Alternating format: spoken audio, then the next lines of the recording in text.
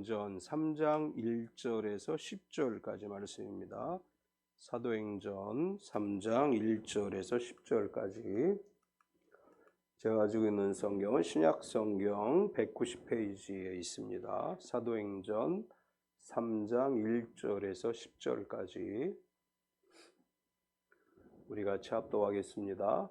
제9시 기도 시간에 베드로와 요한이 성전에 올라갈새 나면서 못 걷게 된 이를 사람들이 메고 오니 이는 성전에 들어가는 사람들에게 구걸하기 위하여 날마다 미문이라는 성전문에 두는 자라.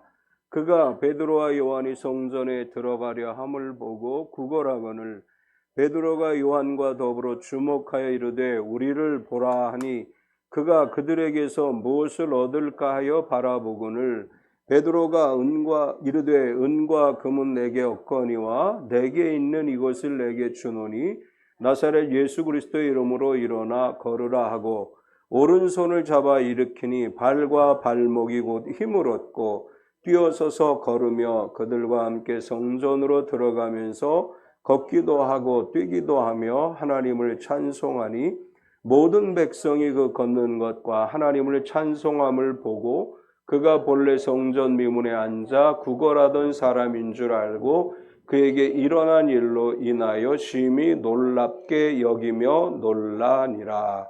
아멘. 우리 이명 집사님이 다음 주까지 같이 예배를 드리고 이제 또 1년 반 동안 해외에 나가 있다 올 예정이죠. 같이 식사해야 되는 거 아닌가? 우리 갔다 와서 예? 벌써 그렇게 됐어요. 이제 떠날 시간이 다 돼가네. 많이 남은 줄 알았는데 우리 많이 기도해 주시고 지금 가는 나라는 한국 식당이 없대요. 그래서 한식을 이제 한식을 못 먹는 게 걱정이라고 많이 기도해 주셔서 음식 문제 어려운 게 없지 않게 해달라고 그리고 그곳에서 하나님이 이루실 놀라운 일을 이루게 해달라고 같이 기도 많이 해주시기 바랍니다. 또 오늘 김태현 집사님에 대한 이야기를 들었는데 굉장히 또 여름이 되면 원래 심해진대요. 그게 근데 지금 이번 주간에 굉장히 심해져서 병원에 갔다 오고 또 다이소에 잠깐 사러 갔다가 쓰러지려고 해서 이렇게 부축해가지고 오고 또 어디 갔는데 또 그렇게 되고 직장에서도 그렇게 되고 굉장히 심한 상태라고 합니다. 그래서 우리 이따가 예배 끝나고 기도할 때 우리 김태현 집사님을 위해서 기도해 주시면 감사하겠습니다. 지난주에 우리가 사도행전 2장 뒷부분의 이야기를 나누었죠. 오순절 성령 강림 사건 이후로 베드로 사도의 설교를 듣고 많은 사람들이 회개하고 세례를 받고 믿는 자가 돼서 처음에 3,000명이 됐고 그분들이 모여서 교회를 이루어서 사도들의 가르침을 받고 교제하고 떡을 떼며 기도하기를 전혀 힘썼고 그리고 통용하고 나눔을 실천했다. 이제 이렇게 교회들이 첫 교회가 형성됨으로 인해서 백성들에게 칭송을 받았고 날마다 믿는 자가 더하게 하셨다. 이것이 2장 마지막 부분의 이야기고 3장에서는 사도들을 통해서 난 기사와 표적에 대한 이야기 중에 나면서부터 걸어본 적이 없는 사람을 베드로와 요한 사도가 고쳐준 이야기를 기록하고 있습니다. 2장에서 초대교회가 사람들에게 칭송을 받았던 이유 가운데 하나는 사도들이 표적과 기사와 표적을 행함에 많은 사람들이 칭찬을 했고 칭송을 했고 교회로 사람들이 왔다 이렇게 기록을 했고 3장에서는 대표적으로 이 사도들을 통해서 일어났던 기적 가운데 하나를 이제 기록을 했습니다. 오늘 우리가 잘 아는 이야기고 이 말씀을 중심으로 일어나 걸으라 이런 제목으로 은혜를 나누려고 하는데 오늘 이야기가 전개되는 것을 보면 첫 번째로 성전으로 올라간 사도들을 볼 수 있습니다. 베드로 사도의 설교를 듣고 3,000명이 회개하고 돌아섰고 그리고 날마다 믿는 사람을 더하는 역사가 일어났는데 교회는 급속도로 성장하는 반면에 사실은 모일 곳이 적합하지 않았습니다. 이제 굉장히 많은 사람들이 모여야 되는데 그 많은 사람들이 한꺼번에 모일 수 있는 장소는 이제 우리가 초대교회는 어디서 시작됐느냐라고 얘기할 때 마가 요한의 어머니의 다락방이다 이렇게 이제 많이 얘기하죠. 마가 다락방이라고 이야기하는 그곳에서 초대교회가 시작됐다 이렇게 이야기하는데 이제 그 공간이 뭐 120명, 150명 이 정도까지는 모일 수 있지만 그 이상의 숫자가 됐을 때 모이기 좀 곤란한 이제 그런 장소였고 그래서 처음에 이 초대교회는 많은 일들을 아마도 성전에서 했을 것이다. 예루살렘 성전이 크기 때문에 거기에 모여서 어떤 일들을 했을 것이다. 오늘은 사도들이 성전으로 올라간 이야기를 기록하고 있는데 성전으로 왜 올라갔느냐?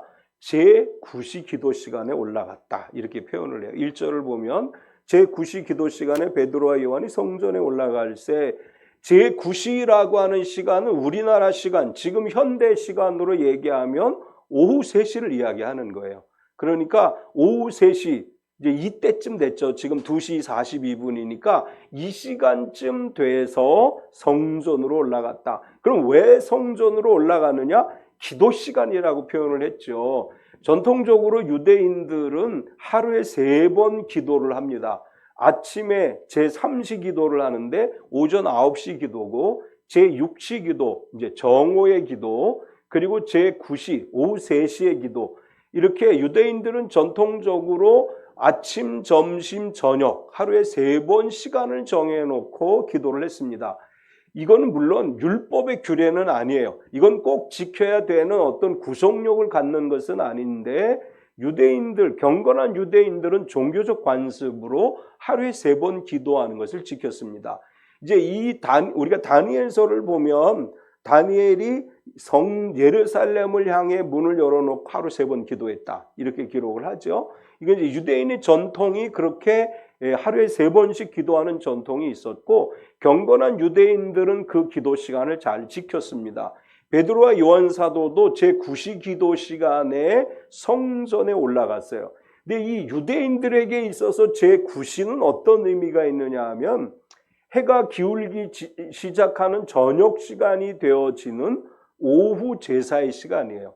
그러니까 이제 우리가 유대인들의 시간을 알죠. 해 지면서부터 하루가 시작되어지고 해 질 무렵에 하루가 끝나는 거예요. 그러니까 오후 3시는 어떤 시간이냐 하면 하루가 끝나가는 저녁 시간으로 이제 오후 3시 이 시간에 하나님 앞에 제사를 드렸습니다.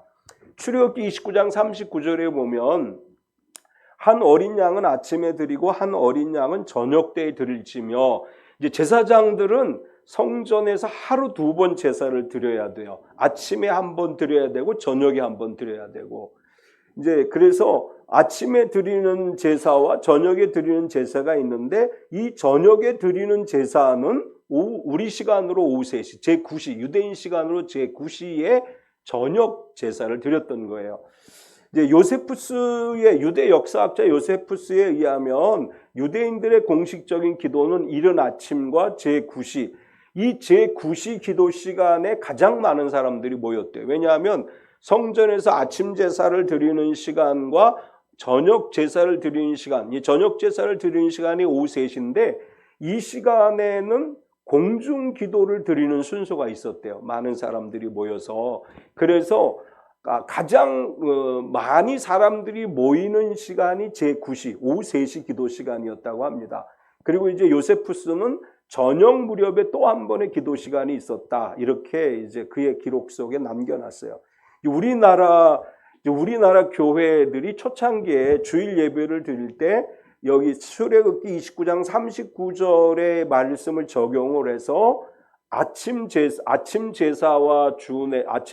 준해서 오전 11시 오전 예배를 드렸고 저녁 제사에 준해서 보통 저녁 7시 반이나 이 시간대에 저녁 예배를 드렸어요. 이제 이 저녁 예배를 7시 반에서 드리다가 점점 오후 2시, 3시로 바뀌어지는 과정에서 굉장히 많은 논란들이 있었어요. 아니, 성경에도 분명히 저녁 때 제사를 드렸는데 오후 2시, 3시는 저녁 때가 아니지 않느냐. 이래가지고 이게 저녁 예배를 우리가 지금 오후 2시에 드리지만 이렇게 바꾸는 과정에서 굉장히 많은 논쟁이 한국 교회에서 있었어요. 근데 사실은 유대인의 전통에 의하면 오후 3시에 저녁 제사를 드린 거니까 꼭 밤중이 아니더라도 오후 2시, 3시에 예배를 드리는 것은 이제 뭐 지금은 이제 이거 갖고 논쟁하는 사람들은 없어요. 이거 가지고 막 그 따지는 사람은 없는데 70년대, 80년대에는 막 굉장히 심각하게 이 문제를 가지고 논쟁을 했었어요. 근데 사실은 유대인들은 오후 3시에 가장 많은 사람들이 모여서 기도를 했다. 이제 그리고 제9시기도 시간이라고 얘기하고 성전으로 올라간 사도들에 관해서 이야기를 했죠. 1절을 다시 보면 제9시기도 시간에 베드로와 요한이 성전에 올라갈새. 이제 왜 성전에 올라갔느냐? 이제 서두에 제가 이런 얘기 했죠. 사람들은 많이 모이기 시작했지만 많은 사람들이 모일 만한 마땅한 장소가 아직 없었다. 이제 마가다락방은 우리 성지순례 갈 때 마가다락방이라고 물론 뭐 그 자리가 아닐 수도 있는데 마가다락방이라고 우리가 가서 본 곳은 한 150명 정도까지는 들어갈 수 있는 공간이에요. 근데 막 3,000명, 4,000명 이렇게 되면 모일 수가 없잖아요. 그래서 대개 성전에서 모임을 많이 가졌던 것 같고, 이제 아마 사도들도 매일 일정한 시간에 기도하는 유대인의 기도의 본을 지켜왔던 것 같아요. 그래서 그들도 역시 성전에 올라가서 그 시간에 기도에 참여했던 것으로 이렇게 해석하는 분들이 있습니다. 우리 교회도 하루에 3번 기도하죠. 새벽에 5시에 기도하고 정오에 기도를 하고 저녁 7시에 성경 읽기 기도회를 해요. 그 새벽 기도는 너무 피곤해서 못 들어오고 정오의 기도는 밴드에 들어갈 시간 없어서 못 들어오고 오후 저녁 기도 시간은 바빠서 못 하고 여러분 그래도 새벽 기도 시간에 집에서라도 유튜브 늦게라도 들어와서 기도하는 습관을 들여야 돼요. 정오의 기도도 많이 안 들어오는데 요즘에 기술이 얼마나 발달했느냐 하면 제가 정오의 기도문 전체를 복사를 해서 카톡에다가 넣어요. 카톡에다 넣고 클릭을 하면 위에 읽어주는 게 있어요. 이렇게 딱 누르면 기도문을 쫙 읽어줘요. 그래서 이게 너무 좋다. 그래서 요즘 제가 그렇게 하고 있어요. 밴드에다 올려놓고 예? 성경 읽어주는 거 우리 지금 하고 있는 거고 이렇게 카톡에다가 단문은 안 읽어줘요. 장문은 올려놓고 딱 누르면 쫙 펴지잖아요. 그럼 위에 이렇게 읽어주는 게 딱 있어요. 그래서 요거 이제 계속 그 읽어주는 걸로 제가 정오의 기도 이렇게 이제 하면서 너무 좋다. 읽어주니까. 여러분 그 바쁘더라도 정오의 기도 해보면 1분, 2분 정도밖에 안 되잖아요. 참여하세요. 뭐 저녁에는 내가 꼭 오라고 안 해. 그래도 집에서라도 하루에 3번 기도하는 습관을 들이는 것이 영적으로 유익합니다. 뭐 새벽 기도는 교회에서 하는 새벽 기도 유튜브에 들어오고 정오의 기도 아무리 바빠도 그 시간 정오의 기도를 지키고 그리고 저녁에는 각자 집에서 기도하면 이 기도하는 것을 통해서 우리의 영성이 더 회복되어지고 우리의 기도가 더 깊어질 수 있습니다. 이제 일반적으로 성전에 올라간 사도들은 기도하기 위해서 올라갔다 이렇게 많이 해석하는데 칼빈은 조금 다르게 해석을 했어요. 칼빈은 뭐라고 해석했느냐 하면 유대인의 율법 의식을 따라 기도하기 위해 성전에 올라갔다기보다는 그 시간에는 많은 사람들이 모임으로 복음을 전파하기에 좋은 기회라고 생각하여 올라갔다. 이제 칼빈은 이렇게 해석을 했어요. 그러니까 베드로와 요한 사도가 이 제9시기도 시간에 성전에 올라간 것은 유대인의 전통에 의해 기도하기 위해 갔다기보다는 요세푸스의 기록에 의하면 가장 많은 사람들이 모이는 시간이기 때문에 전도를 목적으로 올라갔을 것이다. 칼빈은 이렇게 해석을 했습니다. 뭐 전도를 위해서 갔는지 기도하러 갔는지 나중에 베드로와 요한 사도를 만나서 물어보면 될 것 같고 우리는 정확하게 모르지만 2가지 의미가 다 포함되어진 것 같아요. 가서 기도 안 하고 전도만 했을 리는 없고 기도하면서 전도에 참여했을 것이다. 이제 2번째는 성전 미문에서 구걸하던 사람을 이제 보게 되죠. 베드로와 요한 사도가 성전에 올라갈 때 성전 미문이라고 하는 곳 앞에 구걸하던 사람이 앉아 있었어요. 이제 성전에 여러 개 문이 있어요. 양문도 있고 미문도 있고 이렇게 여러 개 문이 있는데 그 미문 앞에 앉아서 구걸하던 사람이 있었고 이 사람은 오래전부터 거기 앉아서 구걸했을 거예요. 그런데 이 베드로와 요한은 그 사람을 주목해 보게 돼요. 지금까지는 거기 그 사람이 앉아 있는 거 아무 관심이 없었어요. 그런데 이제 그 사람에게 관심을 보이기 시작하죠. 그럼 이 사람은 어떤 사람이냐? 이 사람에 대한 기록을 보면 나면서부터 걸어본 적이 없는 사람이다. 2절을 보면 나면서 못 걷게 된 이를 사람들이 메고 오니 이는 성전에 들어가는 사람들에게 구걸하기 위하여 날마다 미문이라는 성전문에 두는 자라. 걷지 못하는 경우는 다양할 수 있죠. 사고로 다쳐서 못 걷는 경우도 있고 질병으로 못 걷게 되는 경우도 있어요. 우리나라에도 유명한 사람들 중에 사고로 인해 못 걷게 된 사람들이 있죠.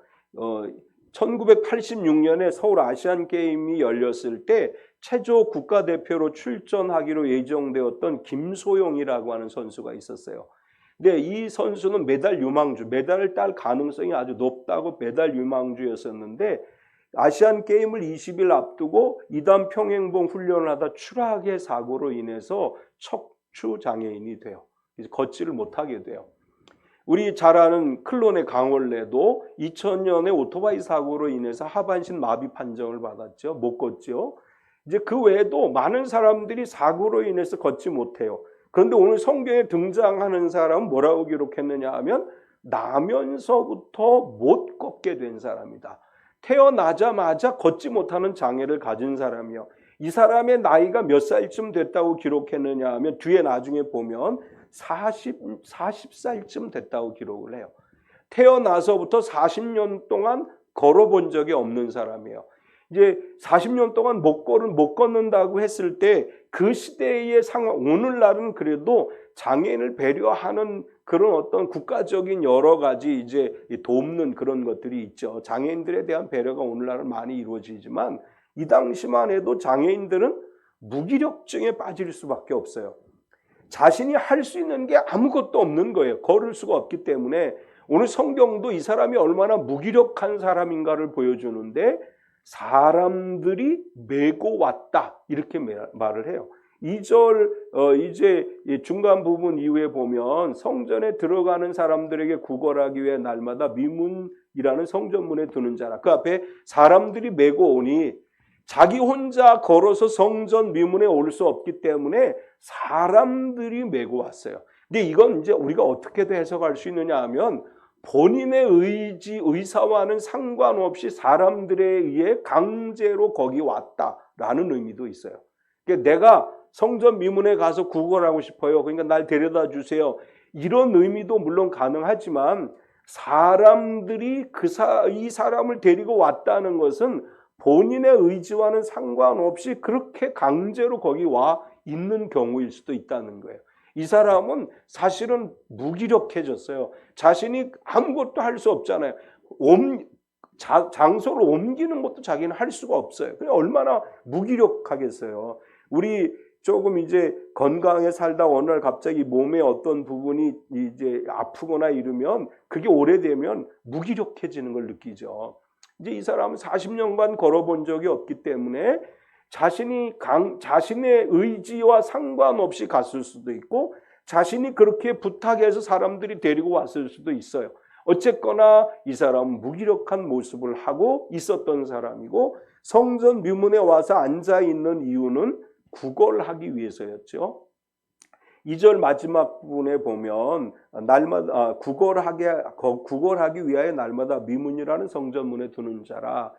이 사람이 거기 와서 있는 이유는 기도하기 위해서 온 것도 아니고 이 사람이 거기 온 건 제사에 참여하기 위해서 온 것도 아니고 구걸하기 위해서 왔다. 이제 앞에 제가 설명을 했죠. 요세푸스의 기록에 의하면 가장 많은 사람이 모이는 시간이 제9시기도 시간이었고 제9시기도 시간에 사람들이 기도하러 오고 예배 참여하는 그곳에 앉아서 구걸을 하면 여러분 우리 교회 앞에 누가 와서 구걸하면 예배 드리러 오면서 아유 지저분해 가 이렇게 하겠어요? 왠지 모르게 주머니에 있는 거 꺼내주고 싶어지잖아요. 하나님을 예배하러 오면서 뭔가 이렇게 나누어 주고 싶은 마음이 생기잖아요. 이제 그런 심리적인 이제 그 사람들의 심리적인 걸 이용하는 거예요. 가장 많은 사람들이 기도하러 오는, 이제 제사 드리러 오는 시간이니까 거기 앉아 있으면 더 너그럽게 여기고 긍휼히 여기고 자비를 베푸는 마음이 생겨요. 그래서 거기 앉아서 구걸을 했던 것입니다. 기도하러 온 것도 아니고 예배드리러 온 것도 아니고 불쌍히 여김을 받아서 한 푼이라도 더 받기 위해서 거기에 앉아 있었습니다. 그런데 세 번째로 그 사람에게 어떤 역사가 일어나요? 일어나 걷게 되었습니다. 기도하거나 예배를 드리기 위해서 온 게 아니에요. 구걸하기 위해서 왔는데 이 사람에게 기적이 일어났어요. 왜냐하면 베드로와 요한 사도를 만났기 때문입니다.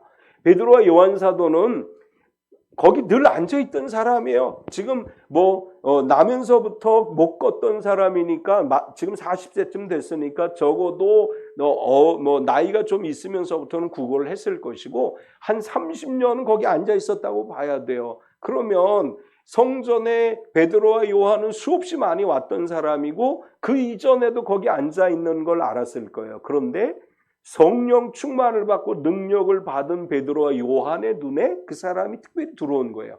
이전에 거기 없었던 사람이 아니고 늘 거기 있던 사람인데 베드로와 요한이 그 사람에게 주목하게 됐어요.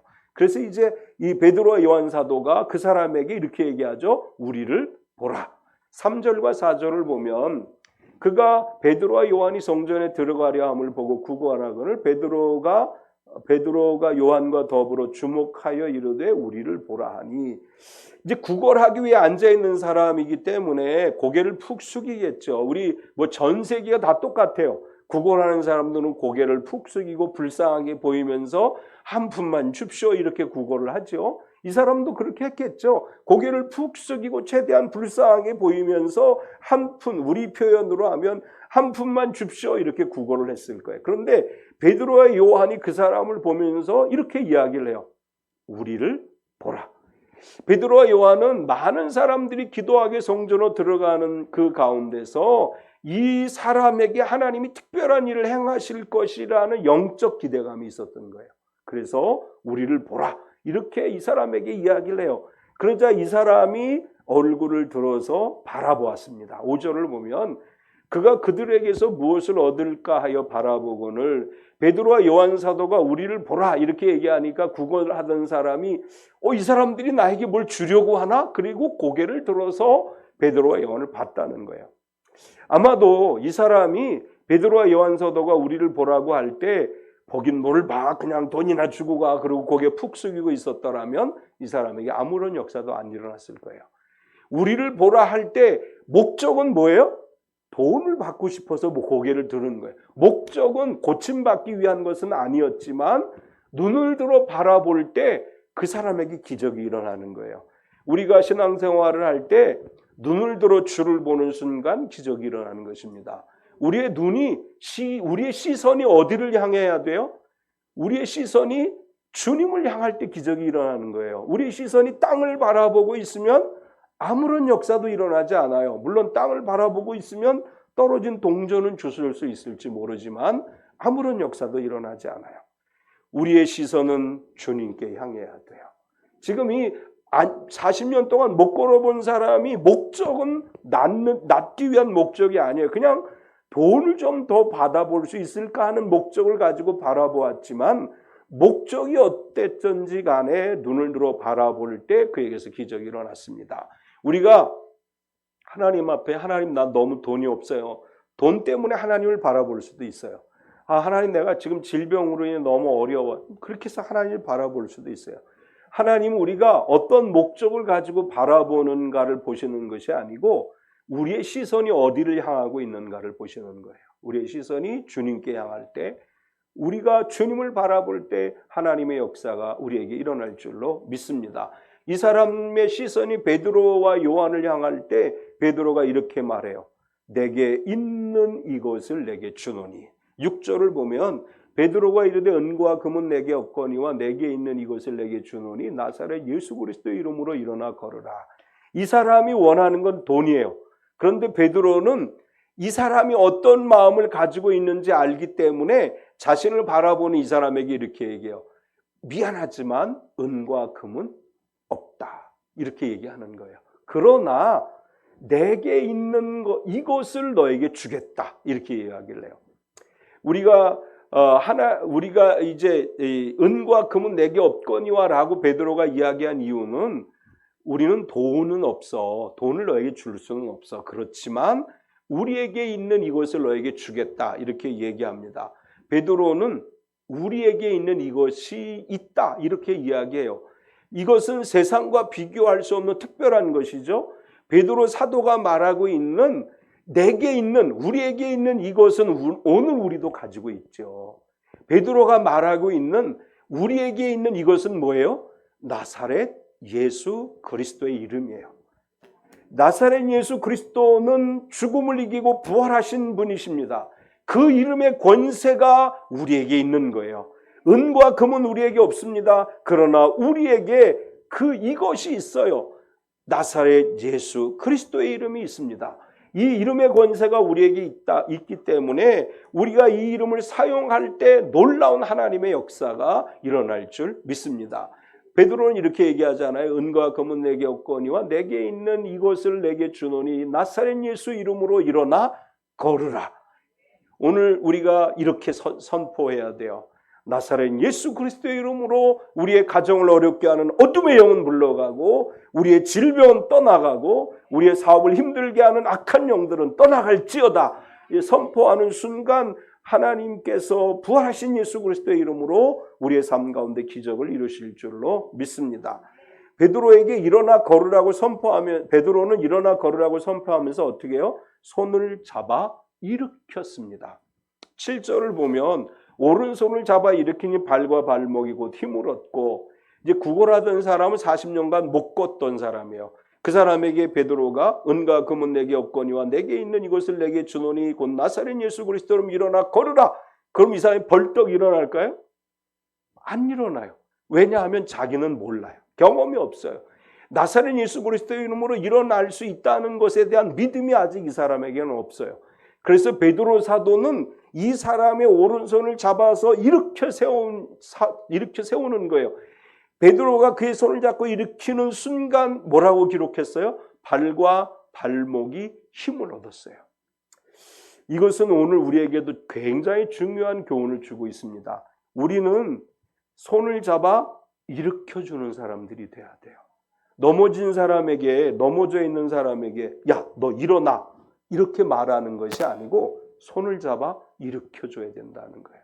우리가 믿음 생활하는 사람들, 믿음이 약한 사람들에게 손을 내밀어 잡아 일으켜 세워줘야 돼요. 우리가 손을 잡아 일으키는 순간 하나님이 한 번도 걸어본 적이 없는 사람의 다리에 힘을 준 것처럼 우리가 손을 내밀어 잡아 일으키는 순간 믿음이 연약한 사람들 속에 하나님의 역사가 일어나게 될 줄로 믿습니다.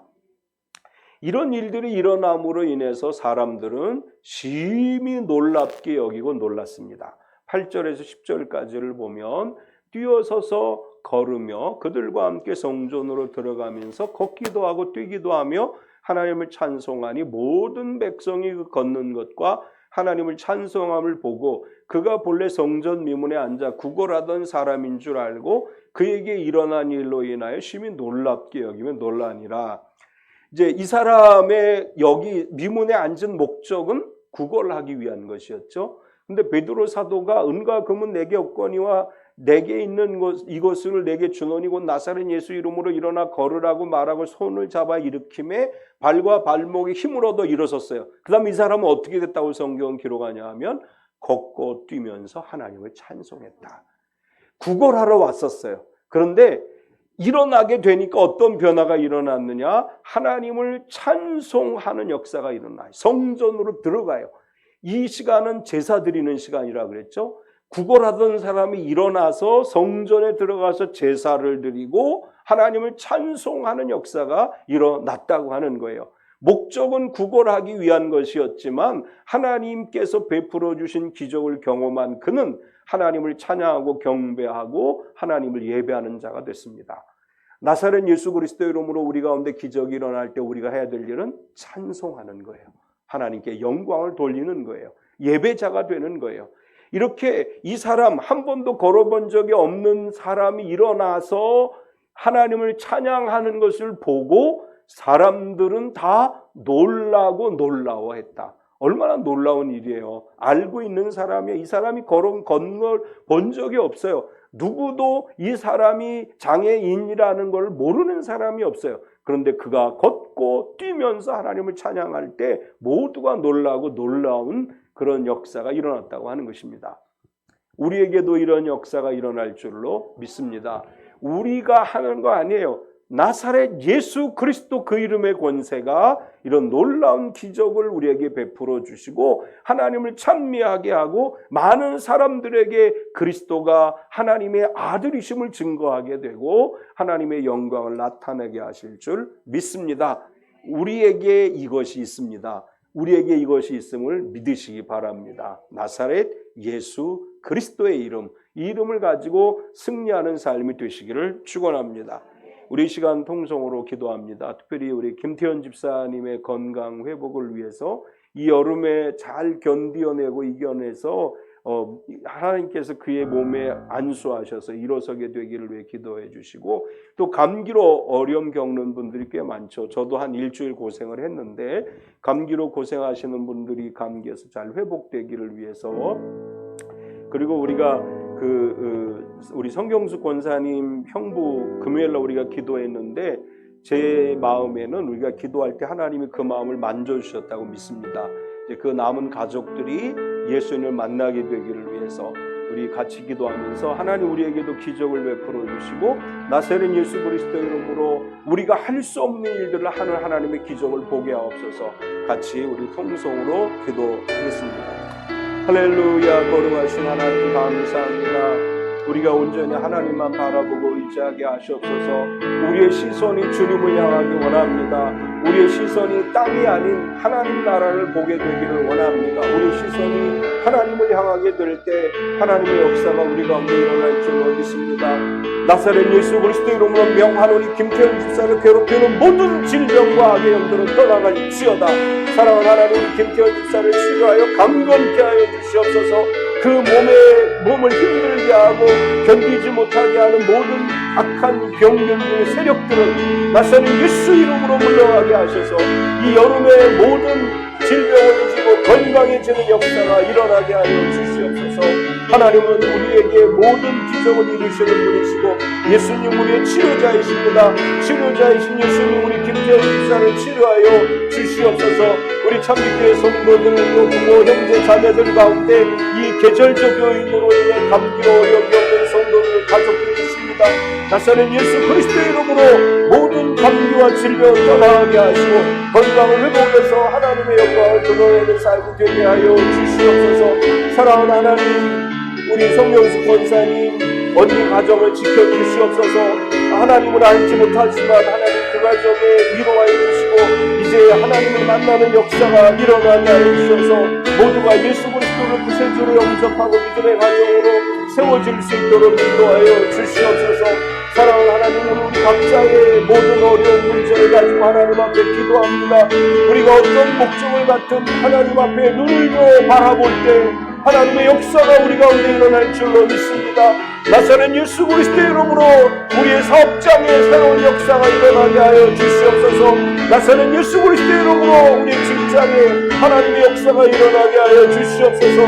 나사렛 예수 그리스도의 이름으로 우리의 가정에 하나님의 역사가 일어나게 하여 주시옵소서. 나사렛 예수 그리스도의 이름으로 천리교회 위에 하나님의 놀라운 역사가 일어나게 하여 주시옵소서. 나사렛 예수 그리스도의 이름으로 우리가 건강하고 나사렛 예수 그리스도 이름으로 우리가 평안을 누리게 하시고 나사렛 예수 그리스도 이름으로 우리의 삶이 형통하게 하여 주시옵소서.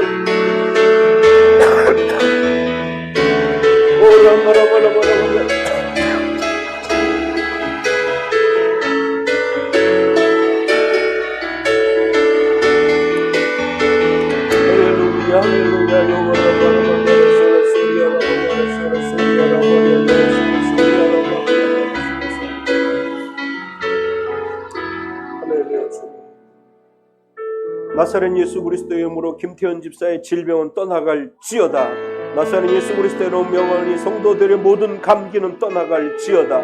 나사렛 예수 그리스도의 이름으로 조태진 안수 집사의 분양이 속히 이루어질지어다. 나사렛 예수 그리스도의 이름으로 모든 질병과 아픔과 불안과 두려움과 염려는 떠나갈지어다. 예수님의 이름으로 기도드리옵나이다. 아멘.